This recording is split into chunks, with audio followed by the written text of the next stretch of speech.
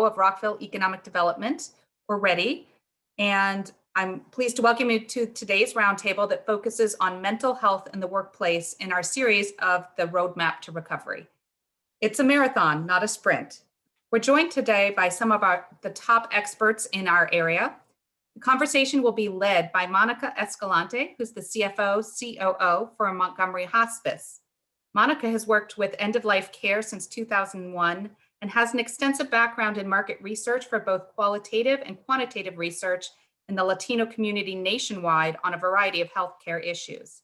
She serves on the board of the Hospice Network of Maryland and is a member of the National Hospice and Palliative Care Organization, as well as on their Diversity Advisory Council. She's joined today by 5 panelists. First is Susan Webb, who serves as the Director of Behavioral Health Crisis and Outpatient Services for Suburban Hospital, which is part of the Johns Hopkins system.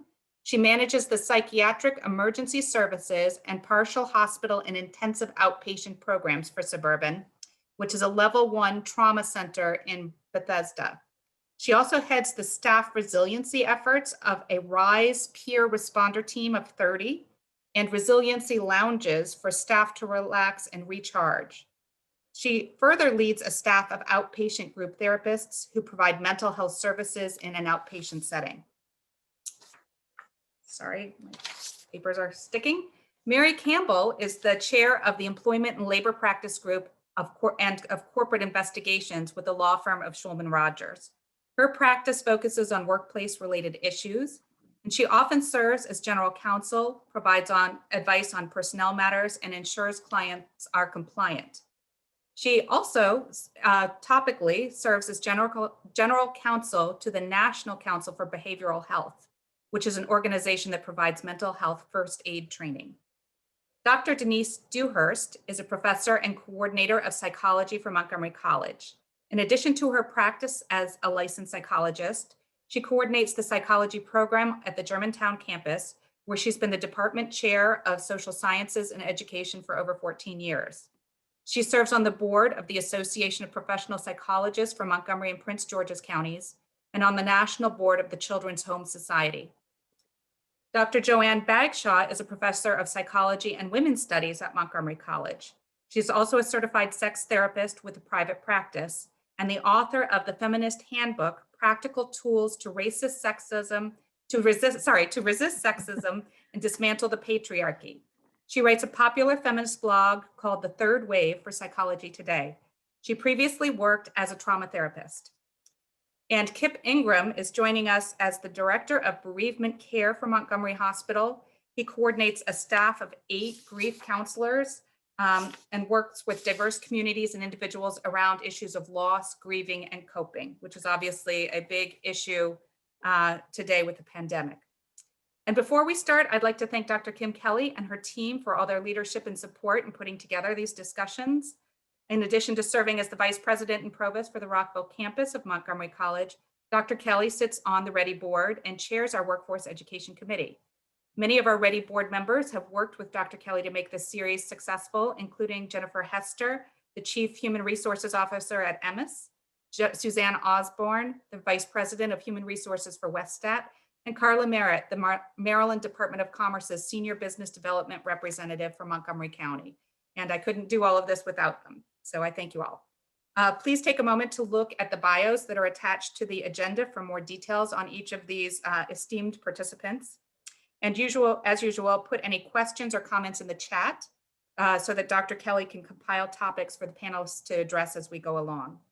I'm going to turn this over now for something new. We're going to have Dr. Joanne Bagshaw start us off with a mindfulness exercise to get us focused. And then Monica will take it away as moderator. Thank you all. Thank you. Hi, everyone. I thought that I would give us an opportunity to ease into this program with a short mindfulness exercise to give us an opportunity to remember that we have bodies and that we're not just faces on a screen, right? And if you're spending a lot of time in Zoom meetings like I am, then you know exactly what I'm talking about. So I also want to invite you, this is just a short exercise, but if you'd like to turn your camera off, please feel free to do so. so that you can, have some space to just turn inward for a moment. So back to our body. If you can, I'd like you to put your feet on the floor and just take a moment to feel your feet grounded in the floor, supporting you. Take a deep breath into your belly. Let the breath move up into your chest, out through your nose.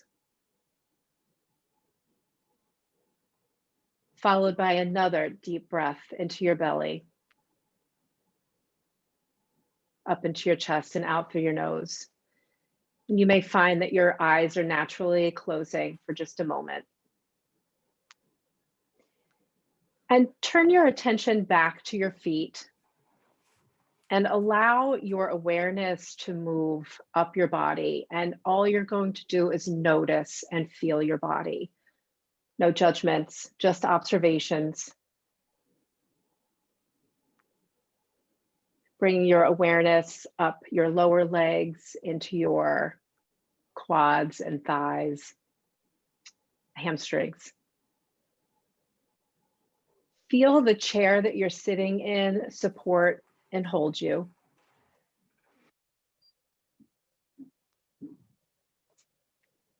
And for a moment, I'd like you to focus on your hearing sensation.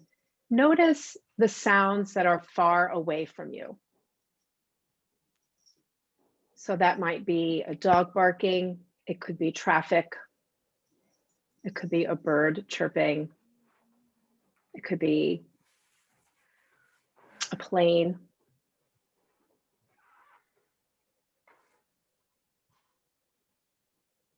And then bring your attention to sounds that are closer to you. I have a sound machine outside my office. That's an example that I can hear. It's close to me. You might hear people in your home. Again, you're just observing, no judgments, just curious about the sounds that we're trained to try to silence when we're in Zoom meetings.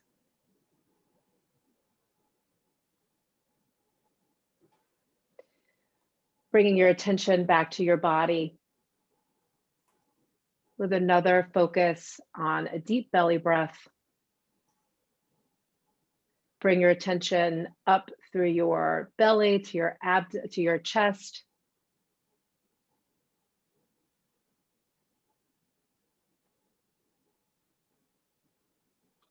All the way up to the top of your head.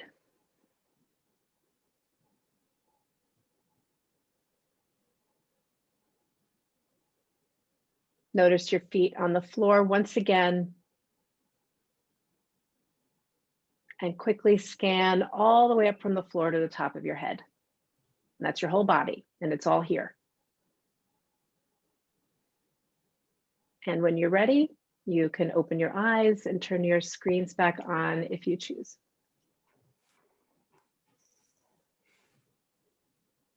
That was phenomenal. Thank you. Thank you so much.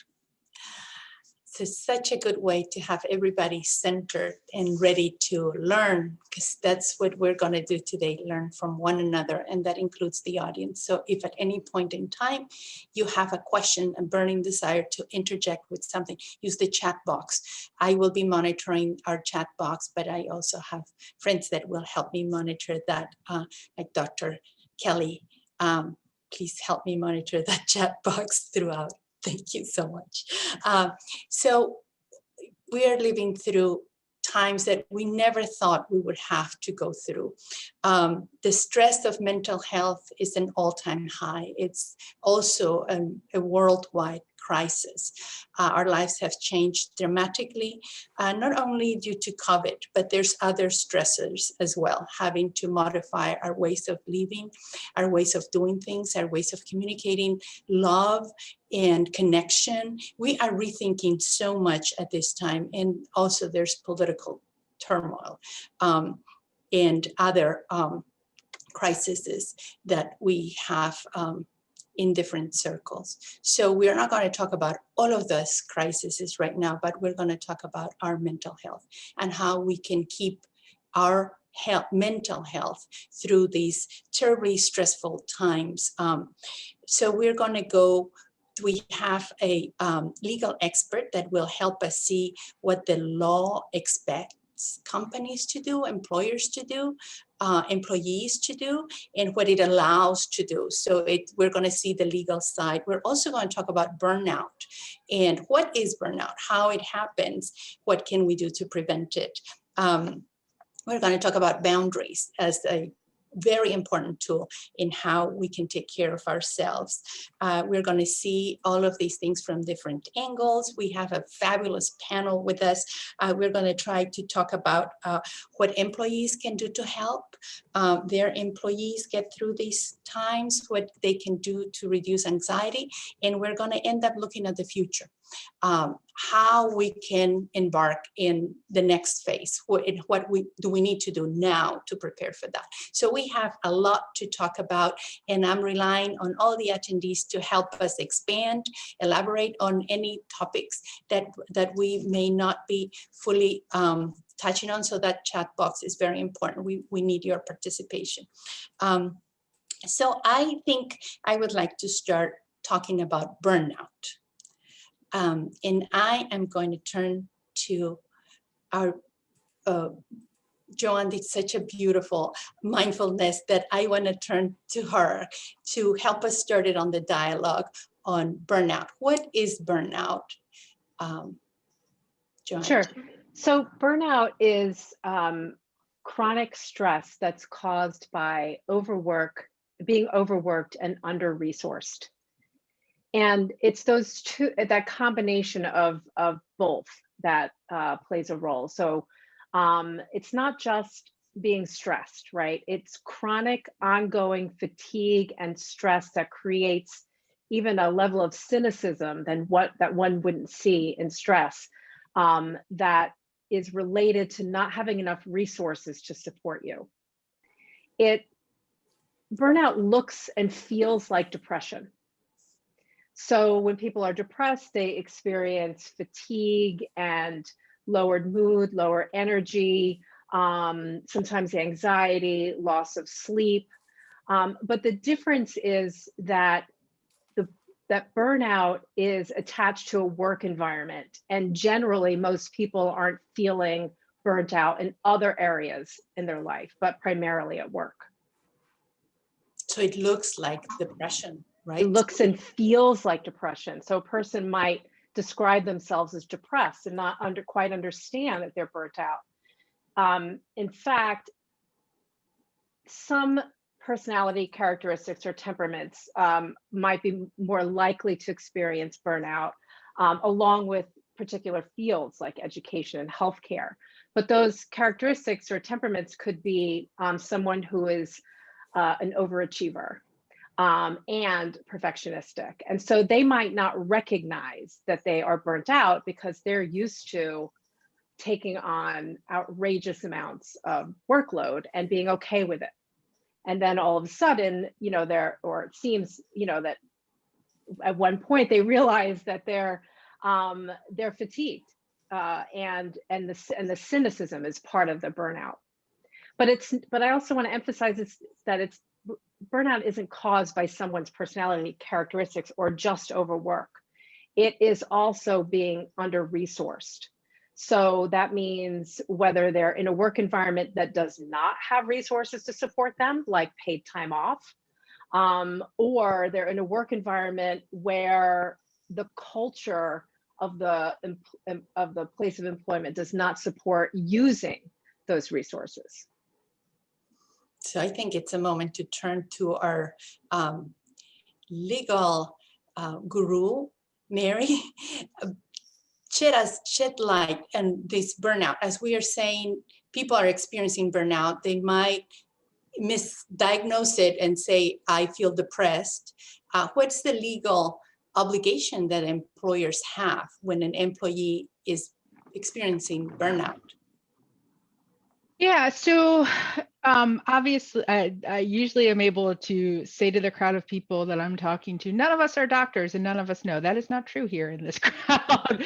But in our role as employers and managers, that we don't have the doctor hat on, right? So it is not our job to diagnose. It is not our job to make a determination whether someone is sick or isn't sick.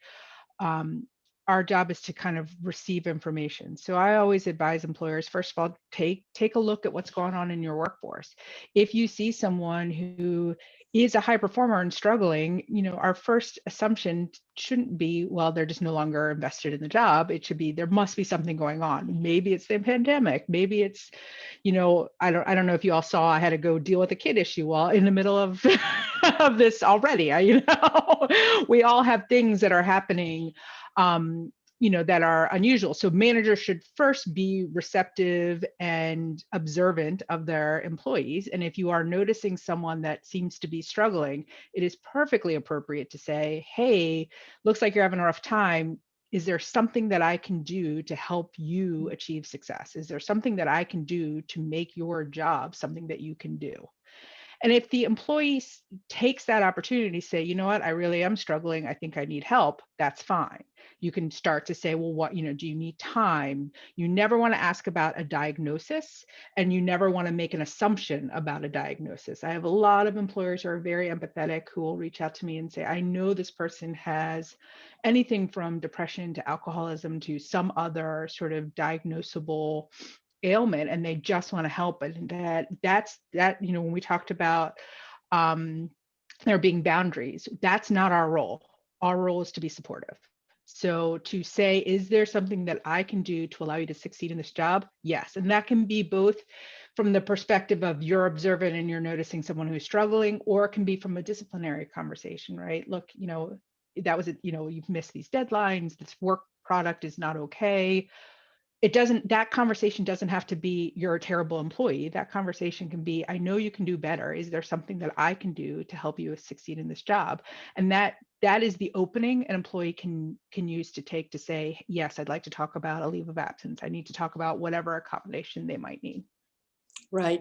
And hopefully the A-type will be aware enough to admit to needing time off. I want to turn to Denise. Is there anything that you see that we should be discussing as we are talking about employees who are experiencing burnout? Well, Joanne gave you a really good explanation, a definition, and you will see the behaviors, and you don't want to focus on any trying to diagnose, but there has to be, first of all, there has to be good communication and a sense of trust within the organization that, you have to communicate as the manager or supervisor that you're genuinely concerned. Our first impulse sometimes is that we see somebody behaving in a way they don't usually behave, and we assume there's something wrong with them, instead of looking at the environment they're in and figuring out what are the things here that could be adding to it. And so that's the piece that's often overlooked, right? And the piece that you need to look at because it's on both sides. And so conveying that willingness, sometimes employees aren't even fully aware of the resources that are available. And as Joanne said, you have to have a culture where people are not afraid to access resources, not afraid they'll be stigmatized, that it will somehow be held against them. A lot of that is what keeps people from acknowledging difficulty, right? They don't want to say they're struggling because then it's a sign of weakness or it's going to affect future promotions, future assignments, so that needs to be addressed as well. So those are a couple of things that came to mind as Joanne. You mentioned a huge change, a change in culture that shifts from overachieving as a sign of strength and never showing any weakness to being vulnerable, right? And together, doing this together. Susan, you have a beautiful example of what you're doing at Suburban Hospital to support employees that might be experiencing stress. And do you want to talk about what you have? Sure. So the pandemic certainly has brought on unsurmountable challenges for us all. And what we've done here in the hospital is to create a program of resiliency to support the staff And I think that this is certainly applicable to all settings. It doesn't need to be a hospital. It can be any workplace.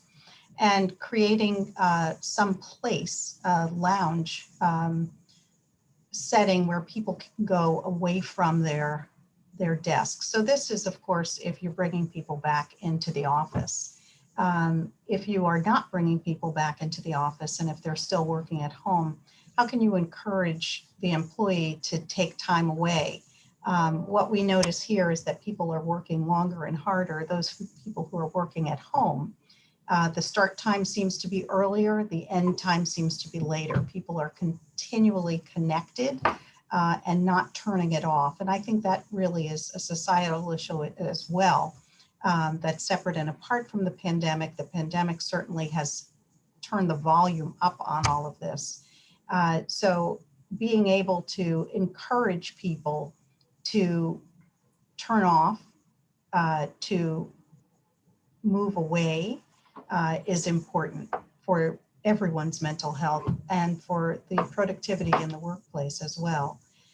So if people are working remotely, encouraging some break time, maybe some togetherness time where everyone gets together on a Zoom or something and has a community sharing or community vocalizing or something like that, where it's kind of a fun moment so people can relax. Encouraging people to speak up, which is, you know, as both Denise and Joanne spoke about, the culture in the organization. So opening that up a little bit and allowing people to feel freer about expressing themselves when they're having issues. Thank you, Susan. And we have participants saying burned out and nowhere to go. And it's very hard to turn off when we are not able to travel to a new environment to recharge. I mean, driving from one place to another is such a good break, and seeing people and having that personal contact, it's such a good way to recharge. Sort of how can we recharge in the same environment all the time? You know, I've started moving furniture around in my house because it feels like it's the same every day, everything. So now I'm going to turn to Kip. Kip, you have very good examples of the things that you're doing with the clinicians that you supervise that are dealing with very difficult. You may want to give some context to the people you supervise and how you're implementing these innovative techniques. Sure. Thank you, Monica. And also, first I want to underscore some of the things that Susan was saying. And the larger point is, hopefully, as employers, as managers, we're dealing with the potential for burnout before burnout happens. That's the most effective way to deal with it. So whatever strategies, whatever places or moments that we can create for our staff is going to be the most effective means at that. And we've done a number of things over the years. I coordinate a staff of 8 grief counselors, and it's been a very stressful year with all that's been kind of washing up on our shoreline. We've done everything from have a staff retreat. Now, we did this before the pandemic, but we use the professional quality of life measure, the ProQual, some of you may be familiar with. It's a nice inventory tool and you can find it online. And we actually use that for our retreat time as a staff to have them looking at kind of how they're feeling about the various parts of their work and strategizing about effective means of coping with that. And while, you know, we can't do that in person, you know, we try to have meetings where we're checking in, where we're creating space. It's not just about business or about work, but, you know, sometimes we're dressing up for fun or silly little things to try to create that time and have time to check in with each other. I've invited some of my staff to have an honesty partner in the organization, someone that they are just real with and sharing some of the ups and downs that they're going through. We do other moments of informal check-ins and things like that. We also strategize, what kinds of things you can do individually to replenish yourself.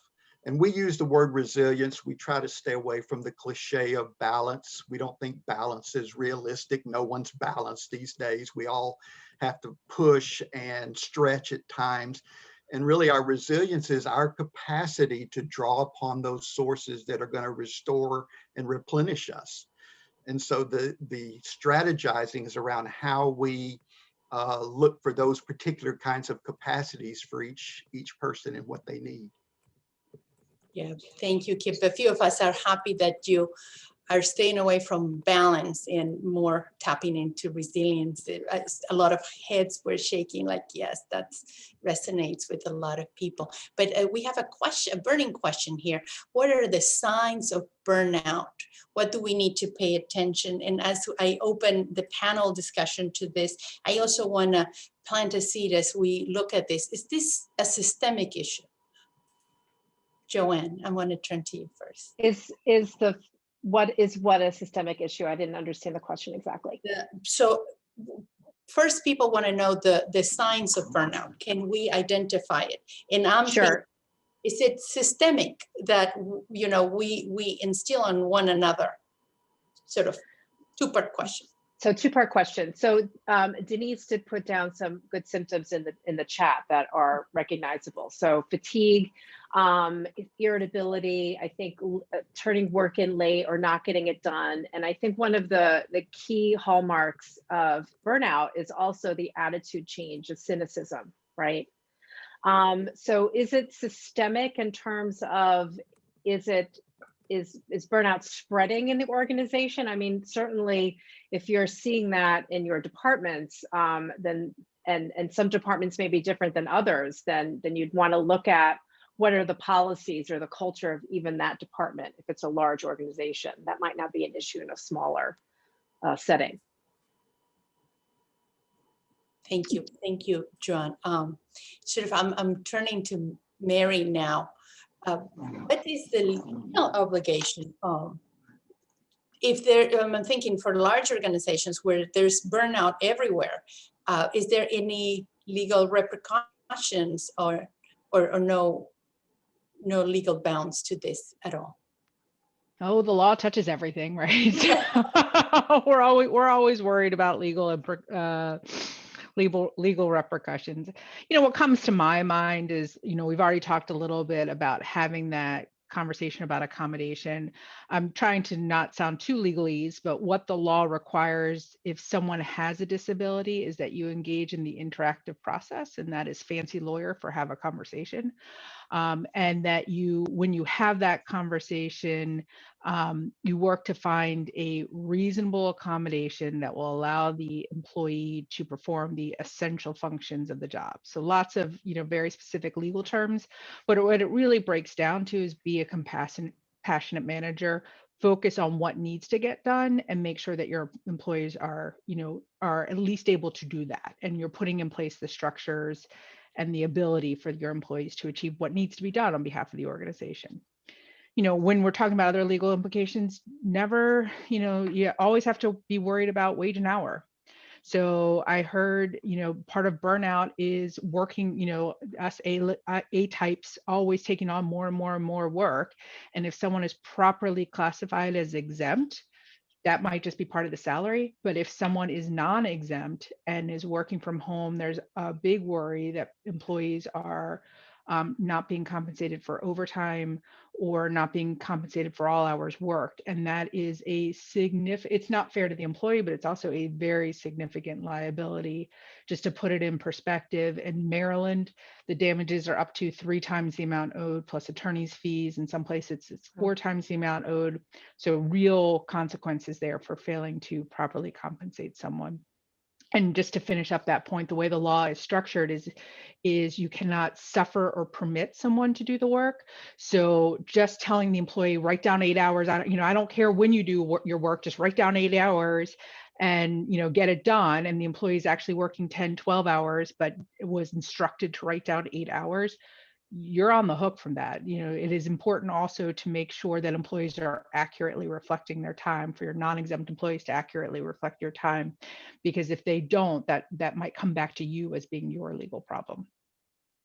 Thank you, Mary. That's very, very important. I was actually thinking of it from a financial standpoint, and we don't have anybody else but me to talk about the cost of burnout in a company that is never calculated. But it is very tangible when your employees are not as productive as they can be. It's significant. So I'm going to turn to Denise. You've been shedding light on the chat box on all the signs and symptoms. So can we really prevent it? Can we treat it if it's happening? What's the road to recovery from stress look like? Well, obviously the managers and the supervisors in the workplace aren't going to be able to treat it per se, but they certainly can do things to minimize. And one thing as people were talking, I was thinking about is as we begin to return to our workplaces, communicating ahead of the time. I mean, I know every organization is thinking ahead. What are we going to need to do? What accommodations are we going to make?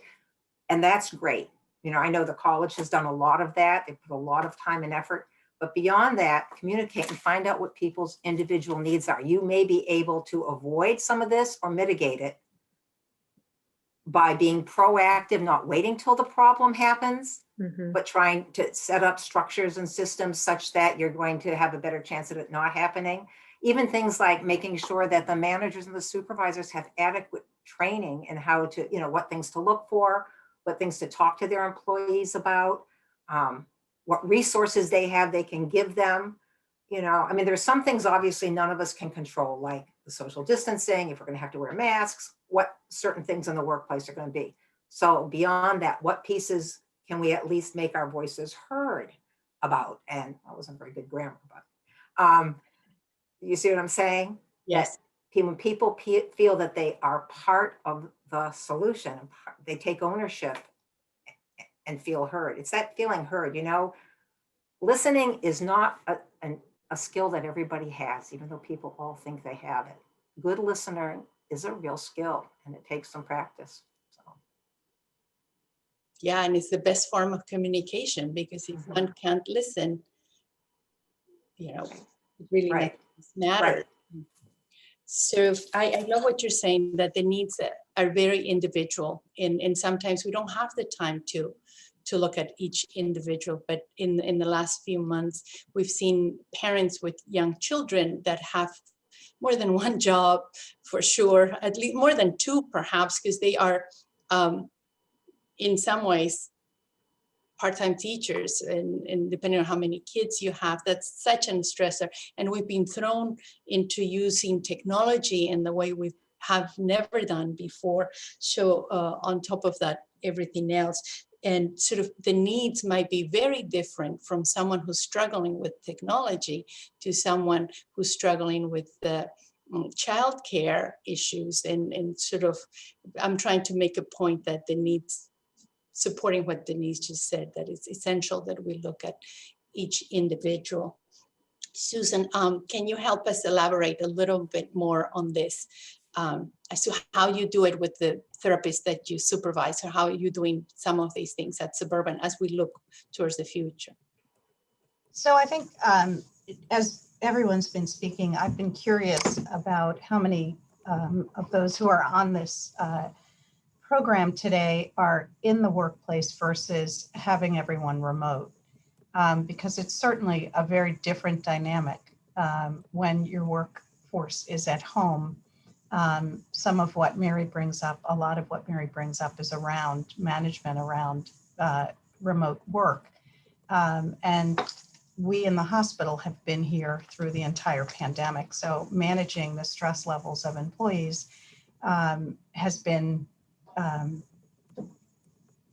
first and foremost important to ensure that people are able to continue to work and care for patients.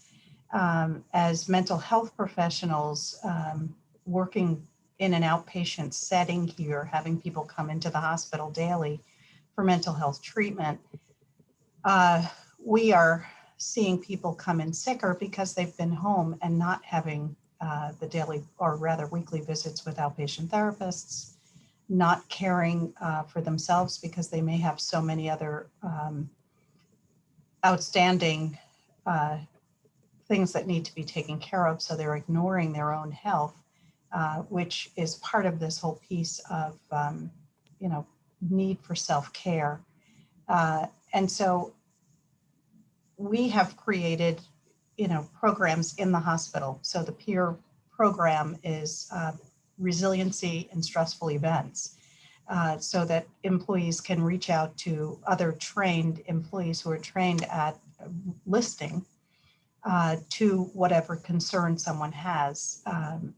It could be a patient-related issue. It could be another issue with staff in the hospital. It could be issue around their stress level, just dealing, I've got kids at home who are struggling with their school, and I've got to be here at 7 a.m. to take care of patients, and I'm not taking care of my family. So that wears on you, of course. And then we set up, as I'd said earlier, lounges where there are massage chairs. We've got screens that have scenes of peace and artwork, and the room is set up as a relaxation area. So all of the artwork and color of the wall, etc., evokes calm, so that you can literally get away and be able to recharge a bit. We've offered mindfulness meditation apps to employees for free, so that people are able to do that as well. There's a lot of programming around stress management coming to people, so they can take advantage of programming, so that also helps. And that again is applicable regardless of whether your employees are remote or in the workplace. You can offer them those types of seminars. If you have an employee assistance program, reaching out to that program to offer those seminars to employees would be helpful.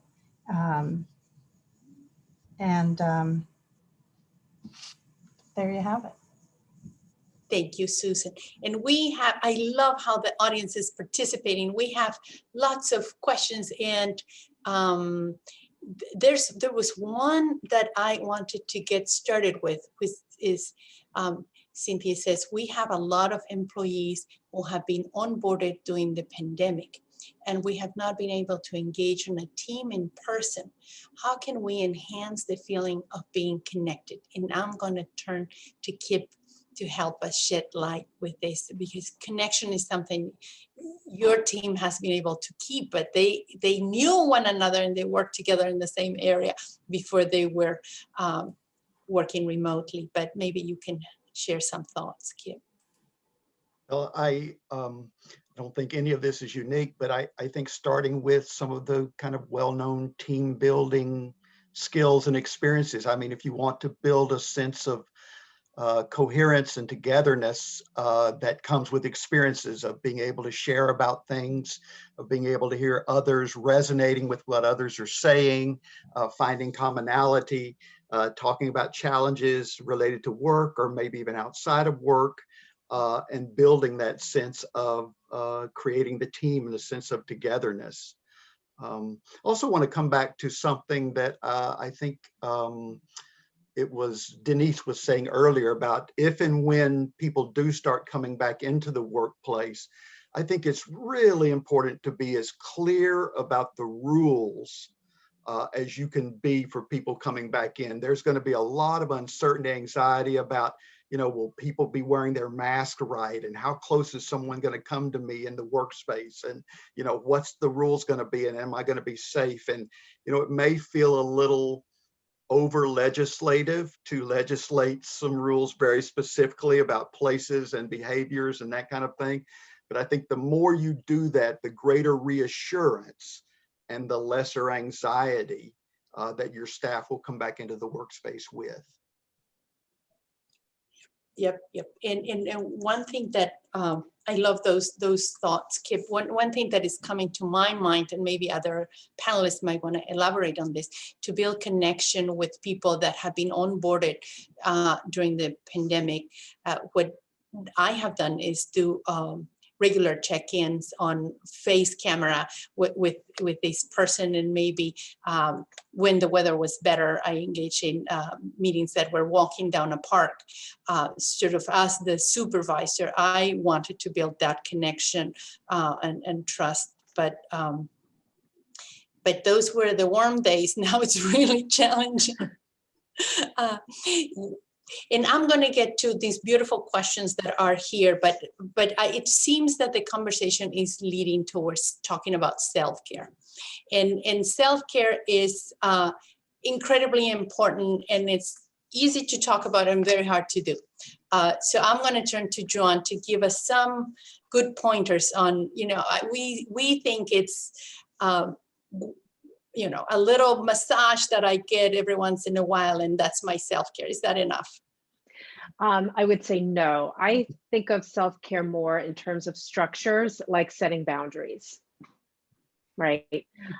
So boundaries are, and many people feel like setting boundaries means you're just saying no all the time. And I want to reframe that to think about boundaries are giving you an opportunity to say yes to more of the things that you would like to be doing in your life, right? And so boundaries are an opportunity to create the life, that you would like to live. So that can show up in some of these sort of detail ways, like sending emails and responding to emails. Something that I've had to practice myself is, to set boundaries around not responding over the weekend, not responding in the evening, right? These, for us type A types are kind of challenging, but sort of easier to implement. Another thing that I've done for myself, just to share examples, is that I've become devoted. I don't like to say resolutions, but I've become devoted this year to protecting my time. And so that is going to look very different for everyone, right? So that means that I ask questions, I think through, I look at my totality of my schedule, what can I reasonably do and handle? And that is always an ongoing thing. But just to come back to the main message that self-care, particularly in a pandemic, which for many people used to be going to the gym or maybe getting a massage, or doing some of the things, out in the regular world, we are not accessible to us. But the structural things that we can do for our own lives, like setting boundaries, even around, what time you go to bed at night, just ensuring that you get sleep. All of those things, and for, like I said, for everyone, it's different, but to think through what that would be like, that to me is self-care. I love that setting boundaries is an act of self-care, especially now that work has invaded our homes and we can't really leave the workplace completely. And how important it is that we as supervisors teach by example, right? Practice, not expecting people to respond to emails in the middle of the night. If we do, what message are we sending? Absolutely. Most email servers have an option to schedule a send. So I know for myself, if I don't do something right away, I forget. So that's often why I do it immediately. But if it's on, a Sunday, I can schedule it to send on Monday morning. That's really easy. Yep. And as supervisors, sort of, we were talking about what is the environment that we can change. And Denise said, what are the things that we can stop doing to create a culture that is less stressful? Perhaps that's one of those. Denise, I'm going to turn to you because I think you have something to say in this. Oh, no, the self-care is really important. And just, one of the things I've been doing with my students, which is no reason you can't do with your employees, I've been asking them once a week. We have a discussion of what did you do to take care of yourself this week in the pandemic? And it's been fascinating. And they've gotten support from each other. And, one week someone said they went and bought a healthy meal for themselves. Well, this was a big change. And so it's given people permission to think about different ways. It's done more than I thought it would, because it's built a good sense of community in a class that's meeting virtually. Same time, it's sort of that mutual support. And I hope that I'm showing them that this is important. And I did talk about things like the boundary setting that, when are you going to do your schoolwork, your family work? Because I have students of all ages, many of whom have, children that are working and going to school and all those things. But the importance of sleep and the importance of eating right and moving your body. I mean, those basic things that, we were told when we were young, but they really are important. And it just acknowledge the turbulence, acknowledge that this is not what we would choose.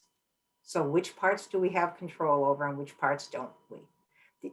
The other thing I want to say, I'm not sure if it's here or not, but one thing I've tried to convey to people is there's no pain Olympics. Like, everybody's situation and the way they feel about what's happened to them during the pandemic is important and valuable.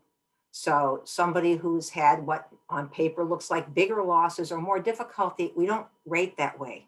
We don't diminish people because maybe to us their situation doesn't seem as bad as our situation or somebody else's, and so this notion that we're not like in a contest to see who had the worst time. We all had some challenges, and we all have things that we can do for ourselves and ways we can help each other.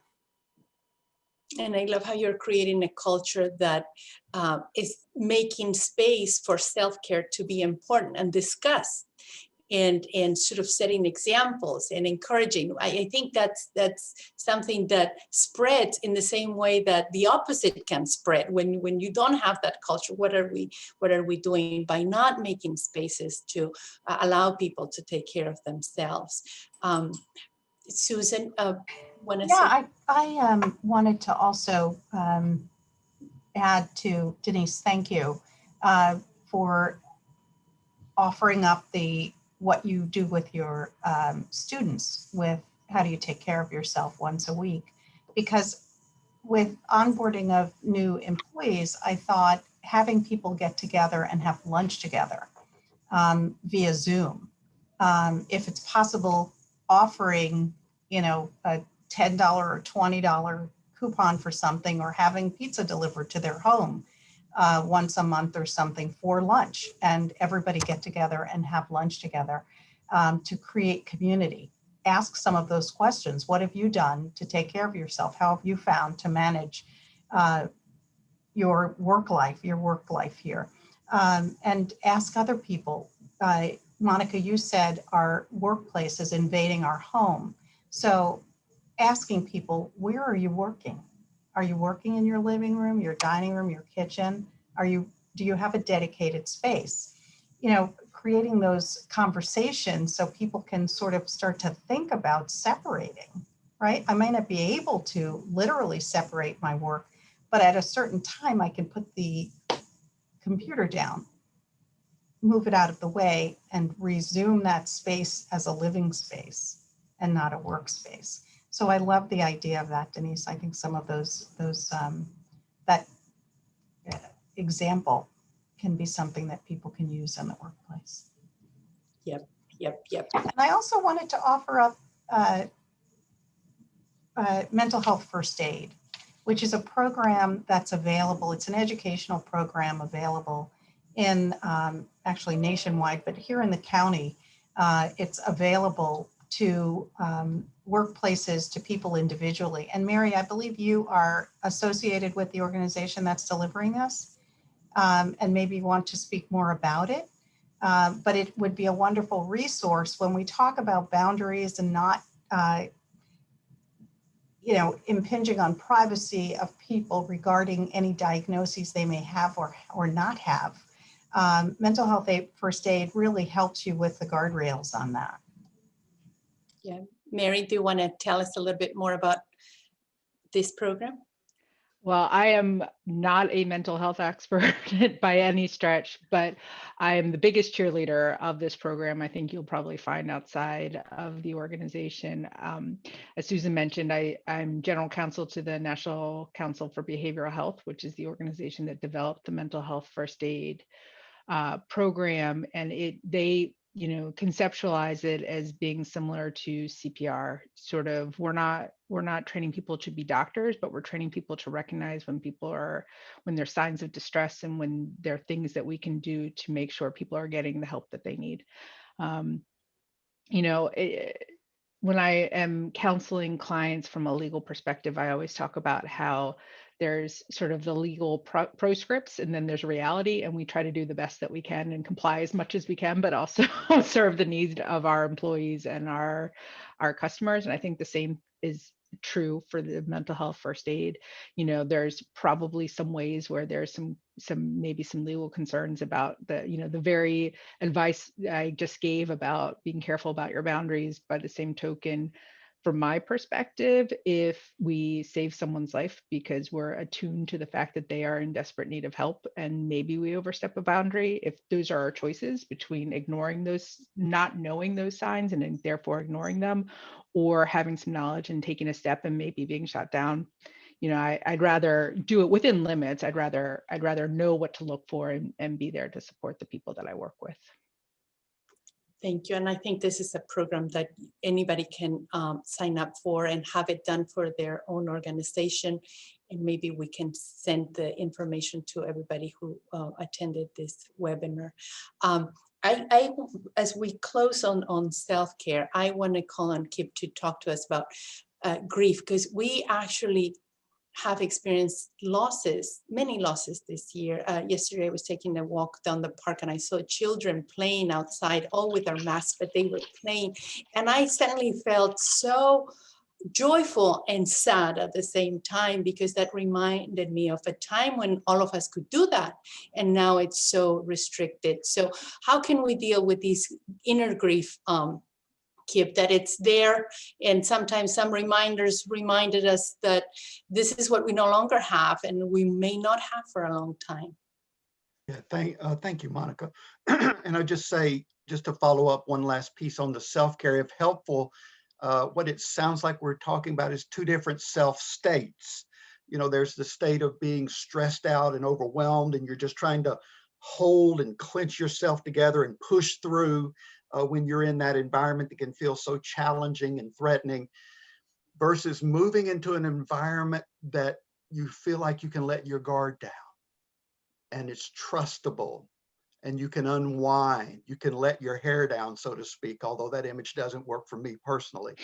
But you can, call a friend, go for a walk, binge a series you enjoy on Netflix, let yourself get lost and immersed in doing something, and that can bring a sense of renewal and replenishment to your sense of self. So that's the self state that we're talking about in self-care that can be so restorative and important.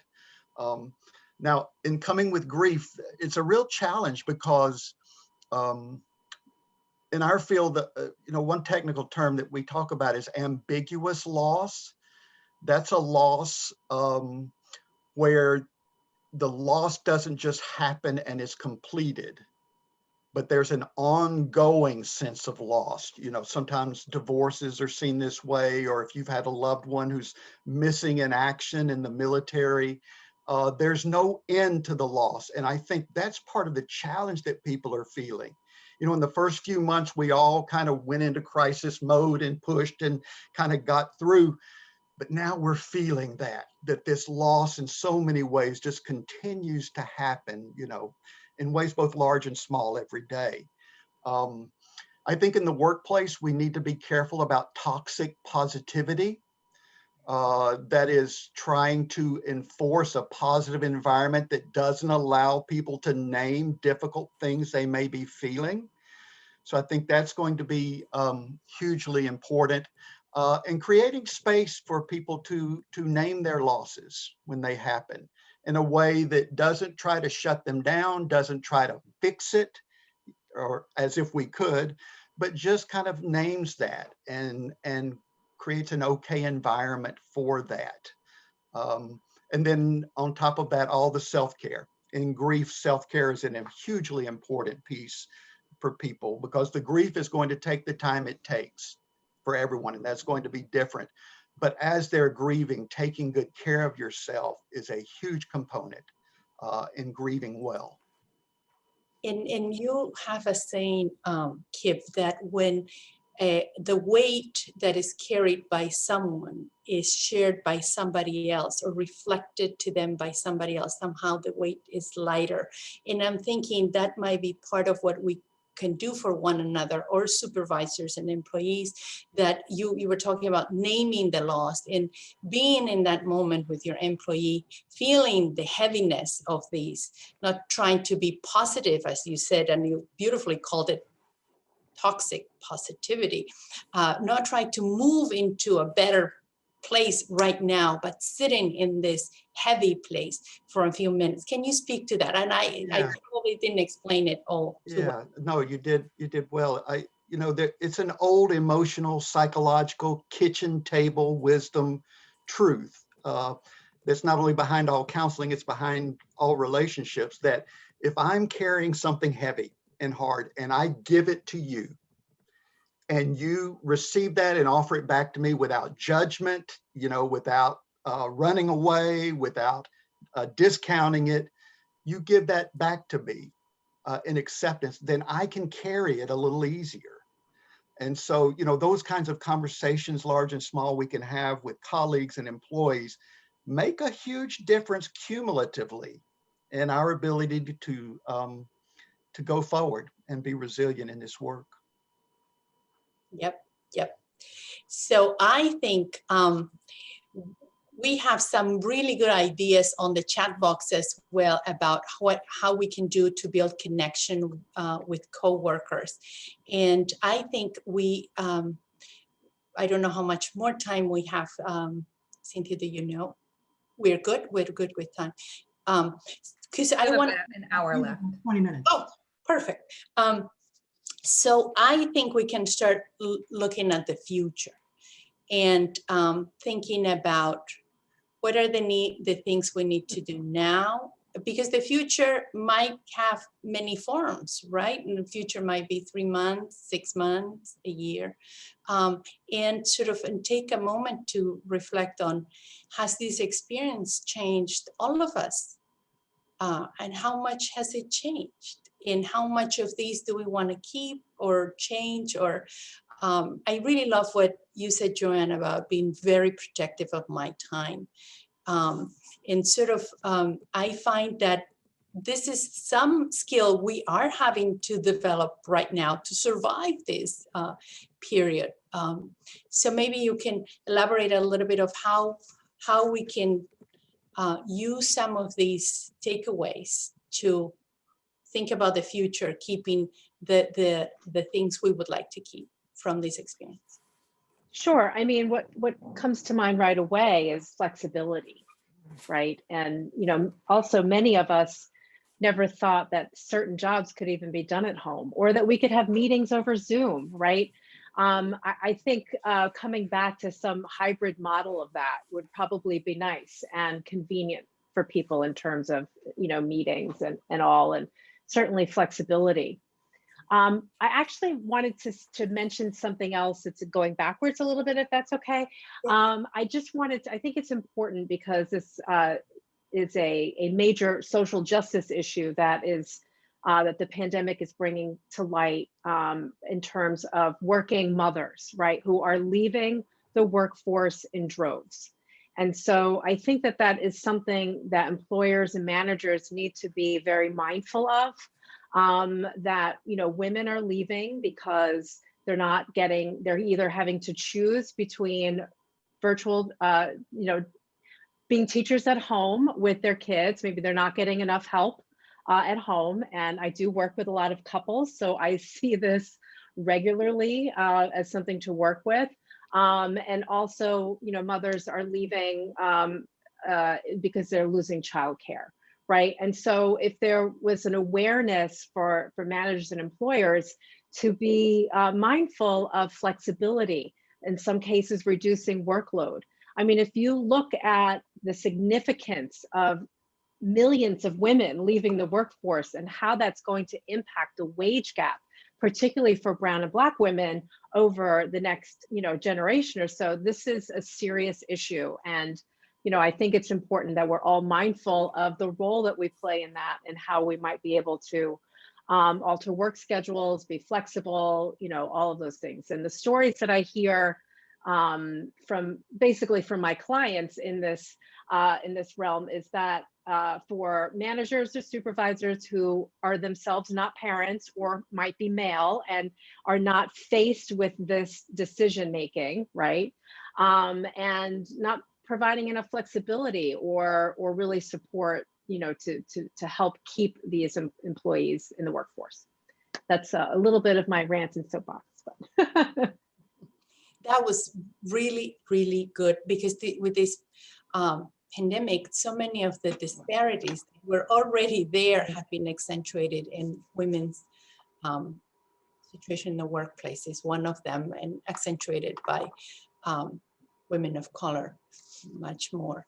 So that's one of the things we need to look at the future as well. Do we want to keep this? Do we want to change what we have to allow for a more less disparities? I don't think we will be able to eliminate all of that. But there's a very interesting question that Cynthia put on the chat box that I think I would like the panel to pause a little bit to think about. And it's younger people and how this experience has changed them. And they had a different experience to begin with, because I work with millennials and they don't work for you, they work with you.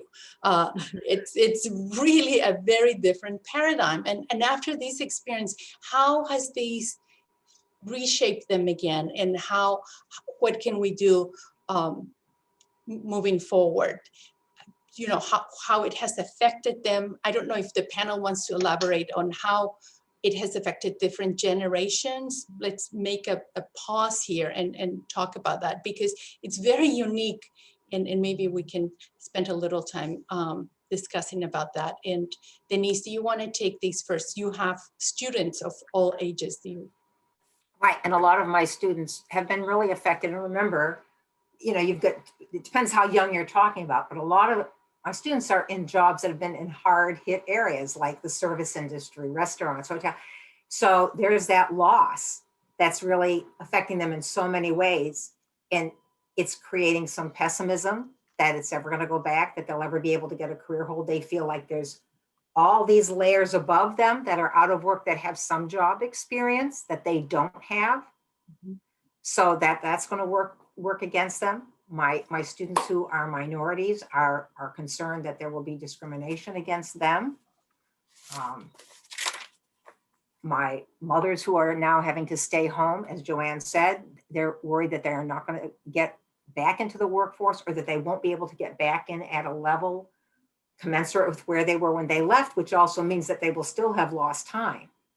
So it's all those issues that, as you said, the disparities are getting really, they're glaring now. And so we can't ignore them. And even things like being flexible enough, some workplaces will say, we just don't have half-time positions. You're either full-time or not at all. Well, maybe rethink that. If you have a valued employee who, maybe that person could work half-time for a year, maybe there's a job sharing kind of situation, things that before you just wouldn't even consider because they would have seemed cumbersome and not worth the effort. Maybe they are. If for 1 year till a certain life situation is under control, someone is able to have that kind of flexibility at work, it can make a huge difference down the road, for them individually, for the company. I mean, it's a win-win for both people. It doesn't have to be this is all for the employee, because you have to look at the health of the organization too. So I'm not overlooking that. The other thing is, when we go back to work, it is going to be a process of adjustment. It's not going to be, like we're all back and 2 weeks later, this is how it goes. It's going to need ongoing evaluation. So that continued flexibility is going to be really, really important. Yeah. Turning to the rest of the panel, do you want to add to the Mary?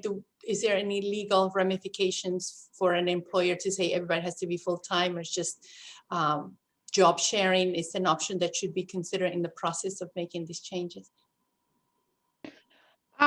So there's always legal ramifications, right? So you want to, if someone is coming back to a position that is not full-time, that one can be construed as an adverse action. And so if we're imposing that on the employee, you just have to be aware of that. That doesn't mean that necessarily it's not the right answer, but you know, it's different if the employee asks for it as opposed to the employer imposing it. I think you also have to be careful about changing hours that could change benefits, qualification for benefits. So, you know, it's like for every no good deed goes unpunished, for everything that you're going to decide to do. And I would be remiss if I didn't say, and I understand that everyone on this call is trying to be as empathetic as possible, but we do have to keep in mind that for a lot of these businesses, they're hanging on by a thread as well. And as much as we want to be sympathetic and empathetic and supportive of our employees, you are sometimes going to have to make difficult decisions. And it might be that an employee is going through something, you know, traumatic or difficult and is unable to focus at work. This might not be the right position for them right now. And, you know, it's not fair to the rest of your employees on your team. It's not fair to your customers or the mission that you serve if, you know, you're dedicating resources to someone who's not necessarily able to check in and actually do the work. And these are really difficult consequences and difficult decisions. But there's always sort of more to this conversation than just the focus on that one person. Right. So let's bring it back to the young workforce that we are trying to groom for to lead companies in the future. Is there anything else that can be shared or said about the experience of COVID that could reshape how they my experience with millennials is that they would much rather have their own company and be your contractor than work for you. And they're trying to figure out how to do that every step of the way, which I deeply admire, that kind of a spirit. Is this accentuated by COVID? Is this pessimism that it's brewing out there going to change them in some ways? What should we do to support them? Is it different from supporting other generations? May I ask to be clear about what generation we're talking about? Because you have to remember millennials are like 40, right? So when we're talking about younger people, what younger? What does younger mean? Well, the young workforce that is in their 20s now. Okay. What is generation? I think it's maybe Y or Z. I'm not sure. But yeah. Yes. So how or is it different treating it, dealing with what generation Y and millennials and maybe boomers are experiencing during this time? I'm going to turn to the psychologists here. Yeah, I don't think that I have a specific answer to your question, but what I do want to say is that we're all experiencing a collective trauma. And I don't think that we really know and understand the consequences of that. I, as a mental health practitioner, I can tell you, I see some of the current ongoing ramifications of that, right? Every therapist I know is overwhelmed by calls for services. And so we also have like this mental health crisis. So, but what is that going to look like 2 years out? I don't know that I actually know. I don't know that any of us really know. But certainly I think we're learning things along the way. And maybe, you know, that's also worth talking about. What are we learning? It's certainly for me, learning flexibility and patience. You know, so my being patient with my students, for example, when it's sort of like a trickle down effect, right? You know, so the employer being patient with employees also helps those of us who are in caretaking roles be patient and flexible with the people that we're helping and supporting. and how important that role is. And if I could jump in, a lot of the same things we were saying about listening and being flexible and communicating, regardless of age. I mean, because that way you're going to find out what, where the younger workers are and what they're seeing as their concerns, their needs, whatever. That's going to be different than somebody at mid-career, somebody at late career. They're all going to, some of them will be the same. They'll be worried about job security, maybe benefits, maybe freedom to try new things at work or take on new roles. So a lot of the basic things we've been talking about. And as Joanne says, a lot of it we don't know yet because we're all just learning as we go. I really like to name it collective trauma. There's a part of me that feels at ease with that phrase. Sorry, John, you were going to say something. Well, I think I was just going to connect something to that was said earlier in terms of relationships and connection, and how important it is to create that in not only amongst colleagues, but also from administrators and managers on down. Because let's say back to the conversation of burnout, an employee doesn't want the first time they ever hear from an administrator to be when they've missed a deadline, right? There should be some ongoing relationship that doesn't even have to and shouldn't involve being asked to do something, but even a, hey, how are you doing sort of way, right? So, just maintaining those connections and those relationships really help, particularly when something like this happens. And here we are all working from home, and some people are really socially isolated, particularly if their contact with other people was at work and then they've lost that as well. But if you have these ongoing connections, it's easier to maintain them virtually than to just create new ones. Yep. That's really key.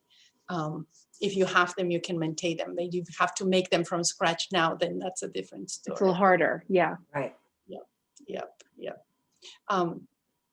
Susan, is there anything else you want to say?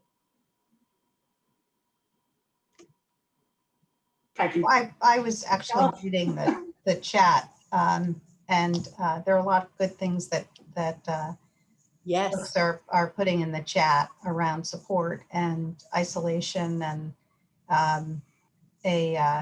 what I call silver lightings. I think there have been a number of silver linings in the pandemic. Yes. Some of them have highlighted injustices in our country, and others have highlighted some learning experiences, and one of them is technology. So I love what's been put in the chat. So yeah, Angie, thank you, Angie, because what Susan is saying is that you put that we've been thrown into technology and returning to technology, and it probably has been a blessing. And my experience with that is, if you are managing it, it is a blessing. If you're suffering it, might not be quite that way. It might add to your anxiety every time you have to go through this time and time again. And it's probably part of the collective trauma that in a different way. Kip, do you want to add anything to, I know you understand this collective trauma and how I'm relating to it. Yeah, and there's beginning to be some research coming out about this idea of collective trauma and about the anxiety, the work of Sherman Lee and the development of a coronavirus anxiety scale, for example.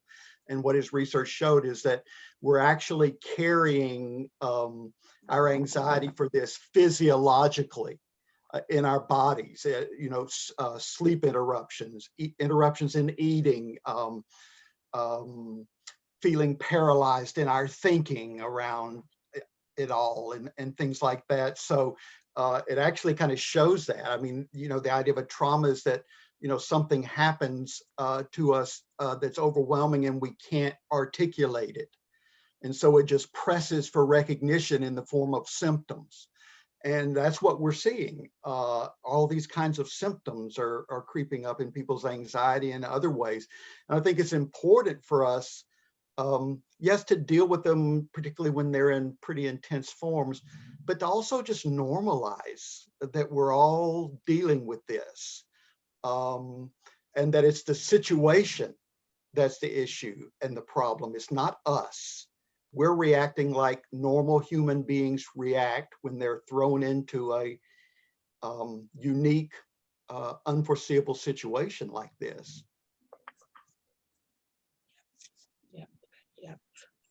Yep. It's a really good discussion as we start looking at the future. And, you know, we will have to continue experiencing this trauma before we are on the other side. So it's, and as you said it so beautifully, Kip, it's not us, it's what's happening around us. But the thing is, it manifests in our bodies, and trauma is physical. I mean, we feel it in ourselves. So maybe talking a little bit about that, making a little room so we all know how trauma, we carry it in our bodies. Joanne, can you help us understand this a little bit? Well, actually, when we experience a traumatic event, it gets sort of unprocessed in the part of our brain that is not responsible for verbal language, and instead expressing or somaticizing feelings, right? So that it's actually a typical trauma response to not be able to say, well, oh, I feel overwhelmed, but instead to be like, my body hurts, and not really make the connection as to, well, why does my body hurt, right? And that it has something to do with trauma, because it can seem so completely random. What, you know, why does my body hurt when they're like, there's not a direct connection to the pandemic outside, but there is in terms of the way that your body is processing or trying to process those emotions for you. So I don't think it's intuitive for most people to understand that some of the sensations, and whether it's trouble sleeping or it's restlessness or it's irritability, or it's chronic headaches, chronic upset stomach, digestive issues, you know, just aches and pains, like that, those things are actually symptoms of trauma. Yep. So sort of, go ahead. I'm sorry, and I think it would be really important to mention throughout this past year and continuing the unique forms that trauma has taken around the racial upheaval, you know, the kind of reckoning, as well as the racist backlash that we've seen across the country. And one of the terms that I'm seeing more used in my field that we're learning from our African-American colleagues is this idea of suffocated grief. That when, say, an African-American is grieving, not only is it discounted in some way, but in some ways they're being punished for expressing that grief, whether it's, you know, peaceful protest, or say, for example, a young 5th grade African-American male who has seen, you know, police brutality on the TV and is really grieving for that, doesn't do his homework, goes to school, feels out of step. Teacher gets on to him, he winds up at the office and being punished for not doing his schoolwork, when in truth, he's being punished for his grief. So I think it's going to be really important and an ongoing learning process for so many of us to be listening for how this works out racially in our organizations as well. Thank you for mentioning that, Kip. Yesterday, I ended up seeing parts of the impeachment scenes, and they played this video of the Capitol. And you know, I grew up in Latin America where there were military regimes, and my own family experienced that. So just seeing that kind of violence is very triggering. So as we're discussing about all of these trauma in our bodies, I'm feeling, you know, there's all of these, and many of you may experience it in different other ways, but I love that we are naming it and we are becoming aware of it, because getting through the next few months will require all of us to be very mindful of these, to incorporate that, to not happen to us what Kip described to that kid, that it's, you know, being punished for his grief. But all of us have grief and have trauma right now, and how can we collectively lean on one another to get to the other side better, in a supportive way. So I think it's the moment for all of us to start thinking about, I think, Joanne, you mentioned flexibility being one of the most important takeaways we want to carry on to the future. Flexibility in terms of how we design jobs, because not everybody has to be in the same place. Allow flexibility to work remotely, to do meetings remotely. What are other things that we should be thinking about as we envision a workplace towards the future? Is that an open question for everyone? Yes, Just to me, okay. yes, sorry. That's an open question. Clarifying.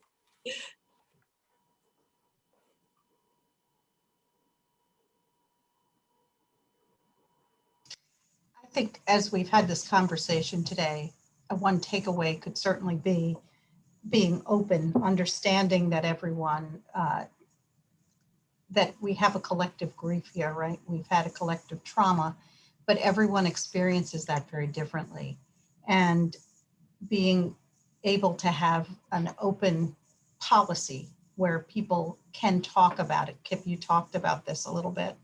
I think Denise and Joanne, you also touched on this, being able to, it may not be the culture in the organization, but really changing the culture in the organization so that you allow people, employees to talk about their experiences, or allow them not to talk about their experiences, but just honor them and honor their feelings. Monica, you talked about flexing work schedules, allowing people to come back, I would say slowly. When in my arena here, when we have people who are returning to work after being out for a mental health issue, we encourage return to work on a slow, as a slow process to allow people to go back 2 days a week, 3 days a week.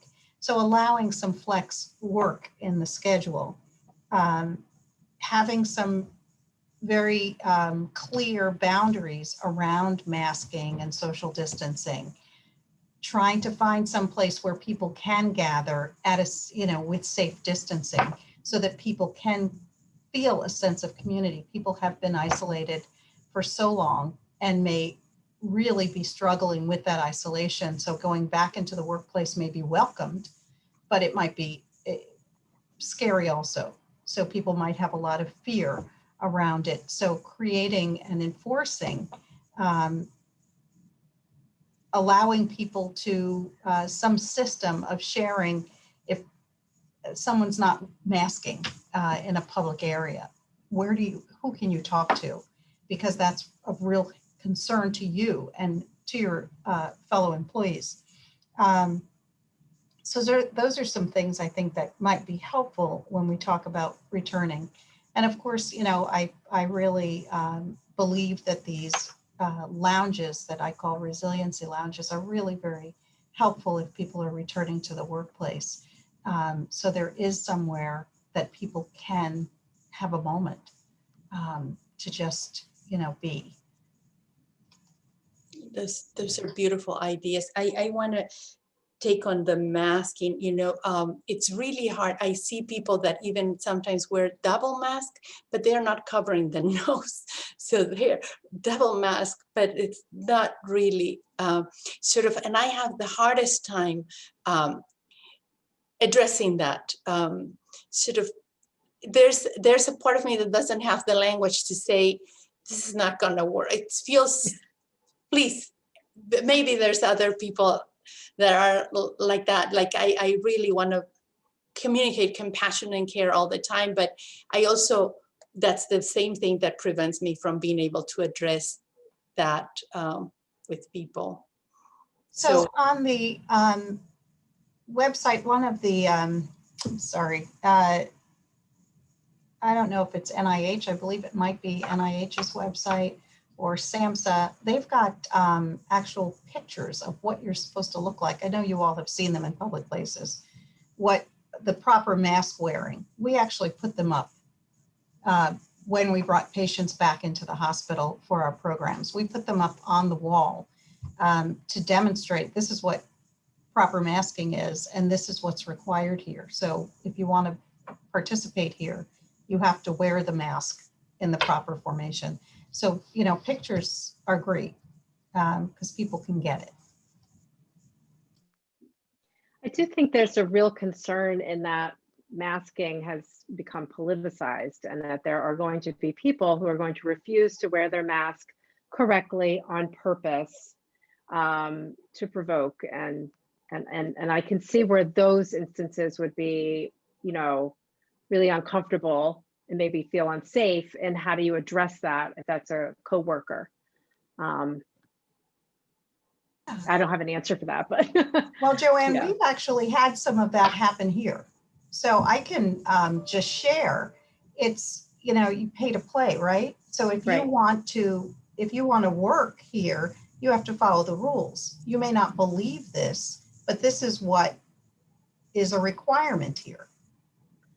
Right. I guess I'm thinking, you know, in the classroom, if a student comes in and refuses to wear it, you know, like there's an element that feels unsafe Yes. about Yes. that, right? Yeah. Yeah. I don't know Right. that there's a clear answer for how to handle that, other than calling public safety, but also all of that is an element of you know, feeling unsafe or anxiety provoking. Right. True. So that's part of the clear communication ahead of time. And it won't be perfect, as Joanne says. We'll have those students where, you know, some professors will be very confident, go in, this is how it works, and students will, and others will convey that they're not very confident as they state it, and students will take advantage. Workers, you know, students only can equate them to workers because that's their work, is to go to school. And then the organization needs to have in place the guidelines, like, all right, this is what you do. And then if that doesn't work, you do this, you know, and who do you call, who's the resource? I think the more guidance that employees have about how things are going to work, and the assurance that we will continue to tweak regulations or rules, or whatever you want to call them, as situations evolve, that ongoing sort of assessment and flexibility is important, you know? I think too, Denise, listening to you closely, I think there's also the issue that there's been more tolerance for having guidelines on federal property, for example, that you will wear a mask. Right. There is also that type of opportunity in a public institution of higher learning or at a county-based institution of higher learning. And so some of those basic requirements will have to exist. It will be actually a violation, for example, of a code of student conduct if a student is not wearing a mask. So those that would be our policy, but other institutions and organizations will have to have very clear policies. I like the idea of everybody wearing the mask on the wall, but also, of course, there's always the issue of who enforces it. Right. Right. Is it the responsibility of Monica Escalante? Mask over your nose? Always. But this Right, also right. is why it's important to have that employees to understand and know that they can come to the manager Right. to rat on someone, right? So where do you go when someone is not adhering to this rule? And in a smaller workplace, I may not feel comfortable talking to anyone. So that's Right. why if you're going to set these rules, you also need to set a standard that you can come to me. I have an open door, and maybe we'll put a box outside, or, you know, something where you don't have to identify yourself if it's that toxic in your workplace. Right. But allowing people to have a method of sharing, someone's not adhering to the policy here, we don't feel safe. Mary, I don't know if you saw the legal question around this below. I'd be curious to hear your response to that about the medical or religious exemptions of some kind, if presented. I was listening. I didn't read the question about OSHA. Mhm. No, right before that, if someone's got Oh, a religious or a sure. medical reason, are there any legal Yeah. considerations? Oh, yeah. So good question. I want to start with the vaccine because that's typically where I get that question. You know, a lot of people are asking, can you require people to get a vaccine? And the EEOC has issued guidance. EEOC is the agency that deals with discrimination issues, and they've issued guidance that made it very clear that you can require vaccination, but there are simultaneous requirements that you accommodate either a disability or a sincerely held religious belief. So, you know, that's it on the vaccination. On the mask, you know, again, I'm not a medical expert, but I, I have a lot of clients that are grocery stores and retail stores. And so I have looked into this, and there doesn't seem to be many medical reasons why you cannot wear a mask. There probably are a very small number for which a doctor will actually write a note saying that the person is unable medically to wear a mask, you know, or at least a face shield, something. But if you find yourself in a situation where someone has a note from a doctor saying that they are medically unable to wear a mask, I would definitely suggest you talk to your lawyer, because it doesn't just impact that person, it impacts everyone they interact with. And for every one of my clients, we've been able to resolve this, that it's like no mask, no service. The accommodation might be things like, we're going to go into the store for you, give us your list. The accommodation might be something like, you can participate in class by Zoom, but you can't be in the classroom because you are imposing a risk to everyone that you're interacting with. And that's one of the few times, the law tries to balance the needs of the individual versus the needs of the collective. And this definitely is an area where, mask wearing, at least, there doesn't seem to be a lot of valid reasons why you can't put on a mask. To get to the OSHA question, a lot of different states around us, Virginia was actually the first in the nation to impose requirements for COVID protections in the workplace.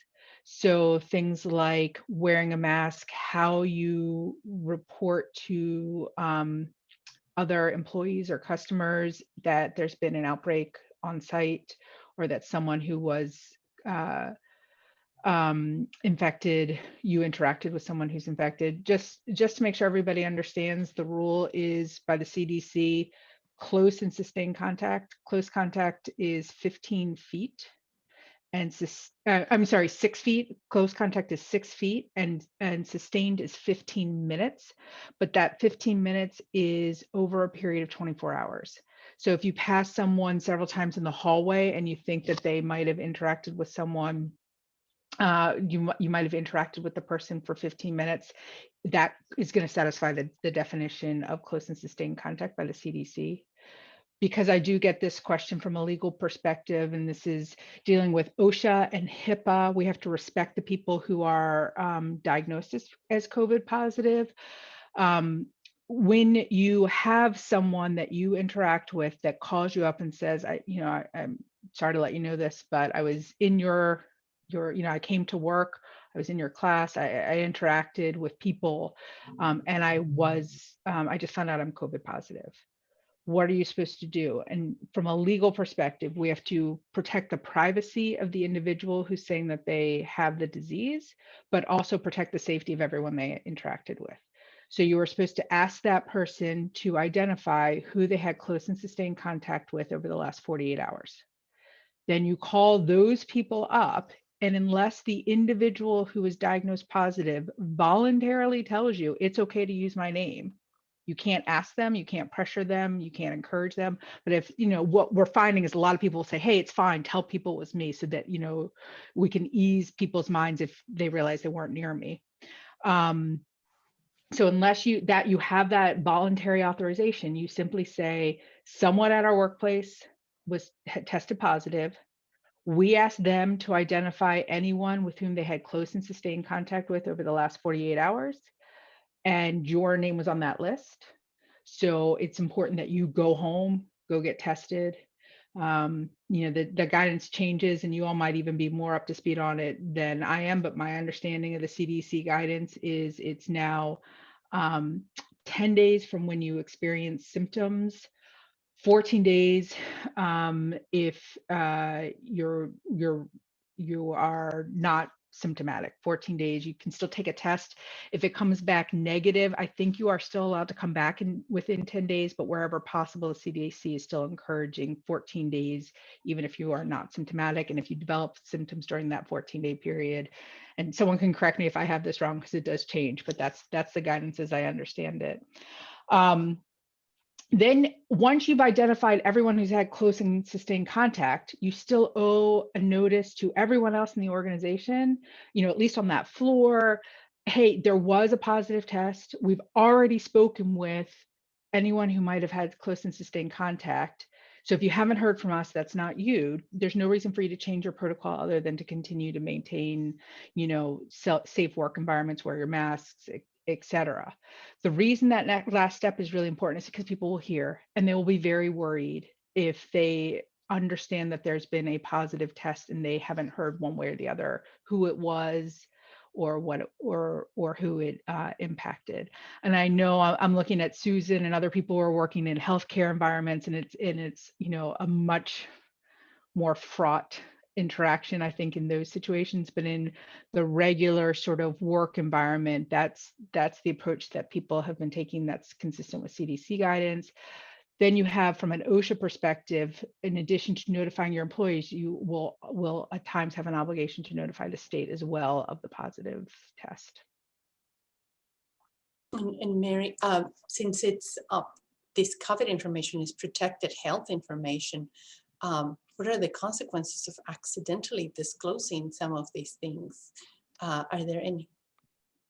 Yes, everyone's worried about lawsuits. And in the beginning, everyone was worried about liability for exposing people. And we're pretty confident, the courts were closed for a while, so we're not getting a lot of guidance from the courts, but we're pretty confident that at this point, it's still pretty hard to figure out where someone is exposed. So the focus is very much on prevention. So if you can demonstrate that you had the safety protocols in place, the masking, the social distancing, whatever the PPE, not the money, the equipment, whatever safety protocols you want to not only do it, but be able to demonstrate that you have in fact done it. I don't think people are necessarily still very worried about liability for exposure, but if in communicating to people, to Monica's question, if in trying to abide by these CDC requirements of notification, you do identify this person's name, that person's privacy has been violated. And that is a HIPAA violation. You are, the EEOC has made it clear you cannot reveal that information. Now, is every violation a tragedy? No. This whole conversation has been about how to create a trusted and respectful workplace. So if you've built that trust and respect with your employees and you goof and do something you shouldn't have done, hopefully that's the type of thing that you can have a conversation about. If you haven't done that work and there's a culture of mistrust and concern, and then you goof, you might have a real problem. So it's a federal violation of the law to disclose that information. Thank you, Mary. That was really, really helpful. I'm glad the program is being recorded because I want to listen to it myself and share it with other people. Okay, coming back to, there's a question on the chat box that I'm going to take. There is a House bill, it's 581, that suggests that employers should provide hazard pay, financial assistance for healthcare costs, and universal health and bereavement leave, and employee right to refuse work. What do we think employers' responsibility should be in these areas? especially given Mary's comment that a lot of businesses are also struggling. Yeah. I mean, I'll take it first. I think, without getting into the politics of it, I think there's not going to be a lot of appetite to imposing on employers certain payment obligations. If anybody had to experience the FFCRA leave before, that's the leave that was last year, it was mandatory. It is currently voluntary. That's the leave that says that if you are exposed to COVID, if you are diagnosed with COVID, if you're dealing with a family member who has COVID, and then in a separate bucket, if you are dealing with a minor child who's home because of COVID, because the schools are not open, there's payment to you. So you get either 100% paid leave, 2/3 paid leave, or leave up to a cap. And that was all paid for by the government.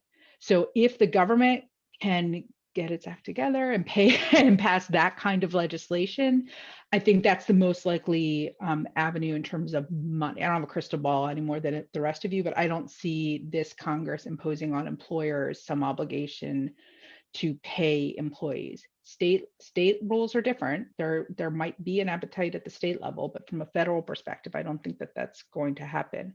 What the state laws are talking about now, I think the most significant proposal from an employer perspective is the notion that an employee can now, it hasn't been passed, but they're talking about passing a change to unemployment so that an employee who feels that it's unsafe to work could refrain from working and still collect unemployment. And I don't know if there's going to be appetite to pass that. I know the Biden administration has already sent, advised that this is the path that they want to go down, but that could have some real ramifications. I mean, Susan is top corner, and I know everybody's board is different, but I'm thinking of people in the healthcare world, and we need those people working. We need our teachers working. We need our grocery store employees working, and they're passing a law that says that they can stay home and still collect is absolutely, from a humane perspective, we all understand why that's important, but there are societal consequences and costs, and we just need to be careful about all of that. Okay, I'm going to turn to the panel. Is there anybody else that want to take on this House Bill 581 and the consequences it may have?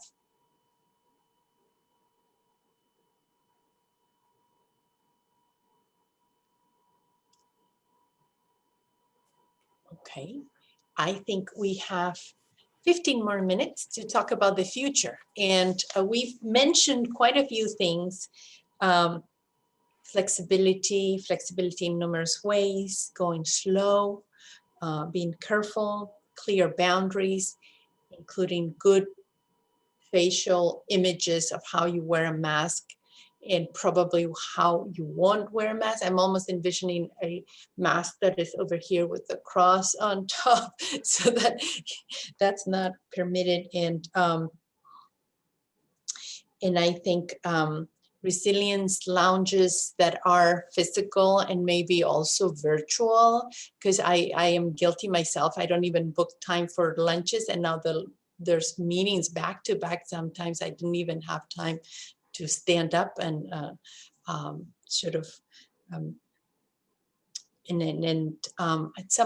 those are some of the ideas that we brainstormed so far. But I want to turn to the panel for what are other things we should pay attention to that we want to do as we move into what I think it's COVID phase 2.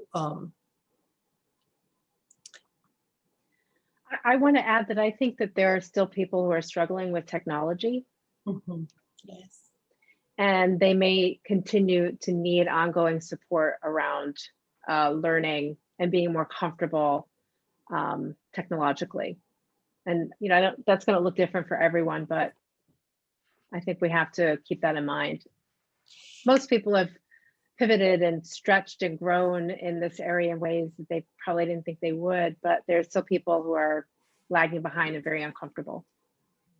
Yeah, and I think in many ways, our relationship with technology is no different to any other skill that we learn. It builds up on some comfort level, but with so many people that have been thrown without the basics, you know, I remember someone was using the smartphone and she didn't know how to lower the volume when it was ringing, and sort of, you know, those are things, or deal with updates, that we have to update our computer, update our phones, and they're like, what is that? I need someone to do it for me. So maybe that's a very good point, Joanne, that we need to put things in place in our workplaces where people don't, a lot of times, people that are struggling with technology don't want to tell you because they feel that they are lacking something to do their job. So those trusting environments will be key, where people can come and admit to, you know, none of us knew technology. All of us learned technology. Some of us learned it earlier, and it comes with more ease. It's also hard to teach when you are not physically close to someone. Yes. Show. So that's another challenge. I'll jump in. You know, we're talking a lot about all these things the managers and supervisors are going to do, but they need to be given support and tools to do what we're asking of them to do. They need, you know, a lot of them don't have the skills to recognize at-risk employees. So, and they have their own mental health kind of stuff to worry about. So some care being given to those people who are kind of in the middle, you know, supervising people, answering above, answering below. So don't overlook them. And just, you know, the mental health training that Susan was mentioning earlier, that is a wonderful program. I think Mary talked about it too. I know we've had it at the college in the past. I hope we're able to do that again. I know people who took it and found it very beneficial. You know, people want to feel they have a little bit of a toolbox to work from to do all these things we're asking them to do. Yep. Supporting managers as well as everybody. Exactly. Yeah, it's incredibly important, because if the managers are not in a good place, it's going to trickle down too. The cost of not doing it is it's also measurable if we were measuring productivity, but we're not doing that at this webinar today. So what are other things we should be mindful of? There was a question in the chat about FMLA. Go ahead. If you wanted me to take Yes, that please. one. So FMLA is the Family Medical Leave Act. It is available if the employee themselves has a qualifying medical condition. So that FFCRA leave that I had mentioned earlier is an emergency amendment to FMLA, which just made everybody very, very confused because the rules were completely different. But traditional FMLA is only available if you yourself are sick, or if you are caring for someone who is sick, a family member, a defined family member who is sick. And FMLA is just job protection. It is not paid leave. So if an employee needs to take a leave of absence to deal with their own medical issue or the medical issue of, or family needs of a family member, that would be up to 12 weeks under the federal law of job protection for up to 12 weeks. Where things got super complicated is because the FFCRA was in part an amendment to the FMLA, and I know I'm getting into word soup, but bear with me, that allotment of 12 weeks of federal leave might be impacted if you have an employee who took FFCRA leave. Without getting too far into the weeds, employers can calculate FMLA on a calendar basis or a rolling basis or some other annual basis. So if someone already took FFCRA leave and they've taken some or all of their 12 weeks of FMLA leave, they might not have additional traditional regular FMLA leave left until their clock, ticks over. There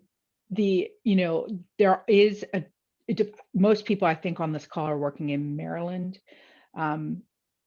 There is paid family leave in DC. So there are some solutions on a state level, But right now on a federal level, employers are tasked with trying to figure out whether FMLA applies, when that clock turns over, and whether previously used leave is going to apply against that FMLA clock. And these are not, excuse me, they're not easy decisions. But, you know, I think you're never punished for giving someone more unpaid leave than what they've requested. What you're punished for is not following all the paperwork obligations. So your best bet is always to send out the FMLA paperwork. And even if from a compassionate perspective or a confusion perspective, I don't know what the right answer is, I don't want to do it wrong, I'm going to give them more leave. If you're erring on giving more leave, you should be okay. Thank you, Mary. Oof. There is one question that I looked in the chat that we didn't address, and it has to do with how do we monitor the psychological behavior or employers or managers? I might, if you don't mind, step in there on that one too. Yeah. Before everybody gives the, enlightened responses about how to help these managers and make sure they're doing the right thing from a legal perspective, we don't. You focus on discipline and you focus on job performance. So if you have a manager that is off the rails, to use the medically and legally correct term, and engaging in behaviors you don't find appropriate, you as an employer can absolutely talk to that manager and say, this behavior is not okay. What you can't do from a legal perspective is, I've been monitoring your psychological behavior and I have a concern. That would be a problem. So with that, I will turn it over to the medical experts. I've got a graph here I'd like to bring up on your psychological status. No. That's tricky. And Denise mentioned this earlier about, how do we provide support to kind of mid-level managers, supervisors as they need it. And, with the due cautions in place about, not monitoring them, certainly regular check-ins with a couple of exploratory questions about, do you have what you need for your department? How are you doing dealing with your various staff? Do we need to strategize a particular problem or issue that you're dealing with? How's your energy level these days for work? Just a set of, 4 or 5 basic questions. My supervisor checks in with me once a week around some of those kinds of questions, just how are you doing this? I know they're struggling with all the stuff that's going on. You're helping them to manage that. How are you doing in the management of all of that? So with the due cautions in place about not, becoming a therapist, for your supervisor, how you can kind of strategize. And I do think what Mary said about keeping it job related is the key there, instead of going down the row of kind of personal psychology or, family history or whatever. What's the impact upon the work? Well, And sometimes instead of asking questions, you can just state observations as they are related to work. Yeah. So you're not asking someone, you're not putting them on the defensive, right? You're just saying, I've noticed this. Checking with you, is this, what I'm seeing? And that will do a better job at promoting dialogue and conversation than when you put someone on the defensive. Yeah, that's a good point. well, I know we're getting to the end of our time. This was a fascinating discussion.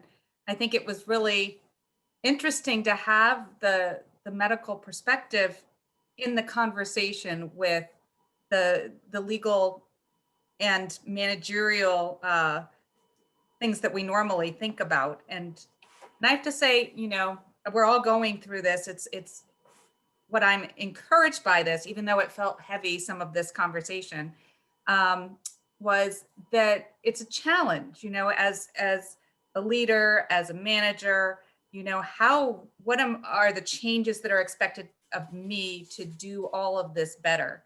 And so I think that continuing dialogue that we've been having all year in this series has been really great. I mean, I don't like I think somebody said, we don't know all the answers. We don't know where we're going to end up, But the fact of the matter is that ambiguity is causing us to have these conversations and try to figure this out together.